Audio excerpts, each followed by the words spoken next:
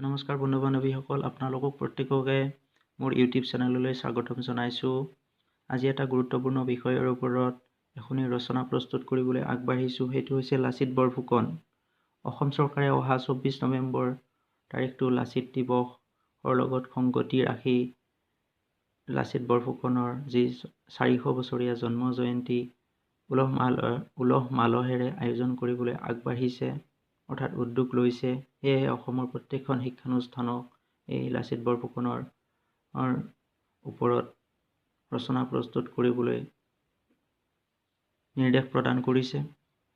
সেয়েহে ছাত্ৰ ছাত্ৰীসকলৰ সহায়ক হোৱাকৈ মই মোৰ সামান্য নলেজেৰে এখনি ৰচনা প্ৰস্তুত কৰিবলৈ আগবাঢ়িছোঁ।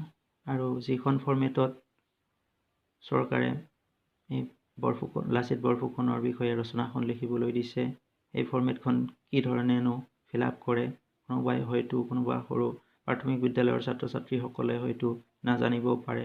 গতিকে তেওঁলোকৰ সহায়ক হোৱাকৈ মই দেখুৱাই দিছোঁ। প্ৰথমতে নিজৰ নামটো সন্নিৱিষ্ট কৰিব, তাৰপিছত অকুপেশ্যন অৰ্থাৎ ছাত্ৰ ছাত্ৰীসকলে তেওঁলোকৰ ষ্টুডেণ্ট বুলি লিখিব, তাৰপিছত নিজৰ ঠিকনাটো, তাৰপিছত জিলাখন, পিন নাম্বাৰটো, তাৰপিছত যদি ছাত্ৰ ছাত্ৰীসকলে মনত থাকে গাৰ্জেণ্টৰ ফোন নাম্বাৰ আৰু ইমেইল ID যদি থাকে লিখিব, তাৰপিছতে নিজৰ জন্মৰ তাৰিখটো আৰু যিদিনাখন এই ৰচনাখন প্ৰস্তুত কৰিব সেই তাৰিখটো সোঁফালে বহুৱাই দিব। তাৰপিছতে টপিকটো লিখিব, অৰ্থাৎ লাচিত বৰফুকন। তাৰপিছতে এই লাচিত বৰফুকনৰ ওপৰত যিখন চমুকৈ ছাত্ৰ ছাত্ৰীসকলৰ সহায়ক হোৱাকৈ ৰচনা মই প্ৰস্তুত কৰি উলিয়াইছোঁ, সেইখন মই খুব ধীৰে ধীৰে ছাত্ৰ ছাত্ৰীসকলে যাতে লিখিব পাৰে তাৰ প্ৰতি নজৰ দি মই খুব লাহে লাহে এই ৰচনাখন পঢ়ি দিছোঁ। প্ৰতিজন অসমীয়াই চিৰদিন চিৰকাল গৌৰৱ কৰি ক'ব পৰা ব্যক্তিজন হৈছে লাচিত বৰফুকন। লাচিত বৰফুকনৰ জন্ম হৈছিল 1622 খ্ৰীষ্টাব্দৰ 24 নৱেম্বৰ তাৰিখে। তেওঁৰ পিতৃৰ নাম আছিল নেৎসাংগ। পিছলৈ এই নেৎসাংগ মোমাই দামুলী বৰবৰুৱা নামেৰে জনাজাত হয়। তেওঁৰ মাতৃৰ নাম আছিল নাগেশ্বৰী আইদেউ। নিজ ধৈৰ্য আৰু পৰাক্ৰমেৰে অসমৰ ইতিহাসত নিজৰ নাম সোণালী আখৰেৰে লিখি যাবলৈ সক্ষম হোৱা এজন বীৰপুৰুষ আছিল লাচিত বৰফুকন। তেওঁ আহোম ৰজাৰ সেনাপতি আছিল। এই মহান পুৰুষজন অসমীয়া জাতিৰ বীৰত্বৰ প্ৰতীক আছিল। তেওঁ আছিল প্ৰবল দেশপ্ৰেমিক। দেশমাতৃক তেওঁ অপাৰ ভাল পাইছিল। তেওঁ দেশৰ হকে কৰিব নোৱাৰা কাম একো নাছিল। ৰাজকীয় পৰিয়ালত জন্মগ্ৰহণ কৰাৰ বাবে সামৰিক আৰু অসামৰিক দুয়োবিধ শিক্ষাই ল'বলগীয়া হৈছিল। যিহেতুকে চৰকাৰে বা শিক্ষা বিভাগৰ পৰা যিখন ফৰ্মেট দিছে, মাত্ৰ এটা কপি দিছে A4 পেপাৰ সদৃশ। গতিকে এই পেপাৰখনৰ লগত সংলগ্ন কৰি আৰু এখন ছাত্ৰ ছাত্ৰীসকলে কপি ইয়াতে সন্নিৱিষ্ট কৰিব পাৰে। সেই কপিটো এনেদৰে এইখনৰ লগত অফিচৰ পৰা দিয়া কপিটোৰ লগত কাঠি দিলে হ'ব। তাৰপিছত লাচিতৰ জন্ম ৰাজকীয় পৰিৱেশত হোৱা বাবে কৰ্তব্যপৰায়ণ, কৰ্মনিষ্ঠা, সততা আদি গুণ পৰিয়ালৰ পৰাই পাইছিল।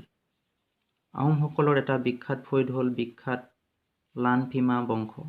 এই ফৈদৰ লোক আছিল লাচিত বৰফুকন।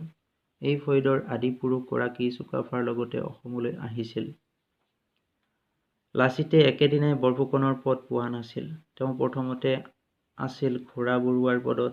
এই পদত থাকোঁতে তেওঁ অতি দুৰ্দান্ত ঘোঁৰাক বশ কৰিছিল বা কৰিব শিকিছিল।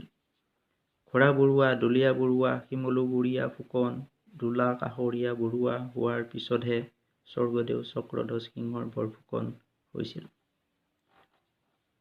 1669 চনত তেওঁ অসমীয়া সেনাক একত্ৰিত কৰি বাঘ হাজৰিকাৰ সহায়ত মোগলৰ সৈন্য বাহিনীক পৰাজিত কৰি অসমৰ পৰা খেদি পঠিয়াইছিল।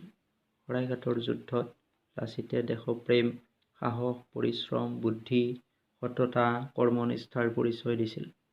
বীৰ লাচিতৰ প্ৰবল দেশভক্তিৰ বাবে হয়তো দেশমাতৃক বচোৱাৰ কামত অৱহেলা কৰাৰ বাবে নিজৰ মোমায়েকক মাৰিবলৈও কুণ্ঠাবোধ কৰা নাছিল।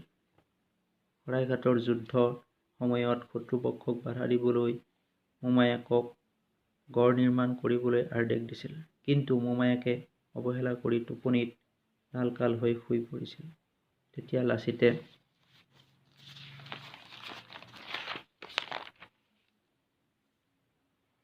খঙতে টিঙেৰে তোলা হৈ তৰোৱাল উলিয়াই দেশতকৈ মোমাই ডাঙৰ নহয় বুলি মোমায়েকৰ শিৰচ্ছেদ কৰিছিল। এনেদৰেই লাচিত বৰফুকনৰ বিষয়ে ইতিহাসৰ পাত লুটিয়াই চালে গম পাওঁ যে তেওঁ এজন সঁচাকৈয়ে মহাবীৰ। এই মহান বীৰজনৰ বিষয়ে সকলোৰে জনাটো অত্যন্ত প্ৰয়োজন।